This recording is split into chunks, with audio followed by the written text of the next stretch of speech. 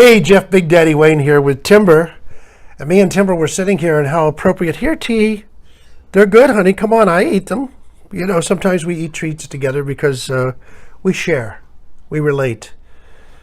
Anyway, as I was getting him this little treat, I was thinking of Anthony Bourdain, who has the show on CNN called Parts Unknown. Now, I admit I was drinking at the time, but I started thinking, as he travels the world eating these exotic foods, he must have a lot of gas, a lot of flatulence when your system isn't ready. And for the young people out there, you would say fart. I tried not to say fart because I'm trying to make it a better world, a classier world. You know, everybody complains on the television how vulgar we've gotten, how stupid we've gotten. Although they show all the shows that make us, every kid on a sitcom smarter than their parents. But you know what? I'm going to say fart. I'm going to say, lower your standards and join me, ladies and gentlemen. Yes, you want it. You know you want it. We're talking about Anthony Bourdain. He likes that show because Timber eats a lot of exotic foods. Now, when I say fart, I don't feel that bad because actually one of our founding fathers, Benjamin Franklin, wrote an essay called Fart Proudly.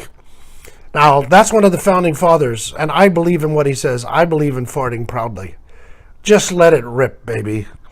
Don't worry about a thing.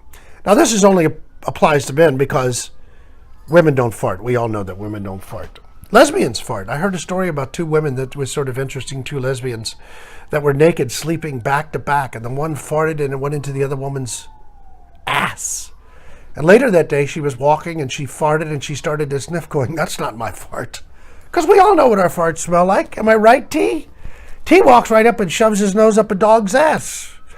I don't understand that. I'm glad we're not like that. You're a baby. Are you going to have a little tea to pop up, beep, beep, beep, beep, beep, beep, beep?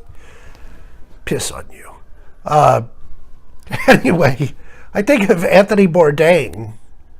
Okay, so he's eating all that food, and he could have like a secondary show they shoot the next day called Farts Unknown. Just think of that. Would people tune in? CNN. Anthony Bourdain, farts unknown. Because he eats all that exotic food and then he has all those farts. And there's actually were some really tasteless comedy routines where people would do a farting contest and name each of the little farts.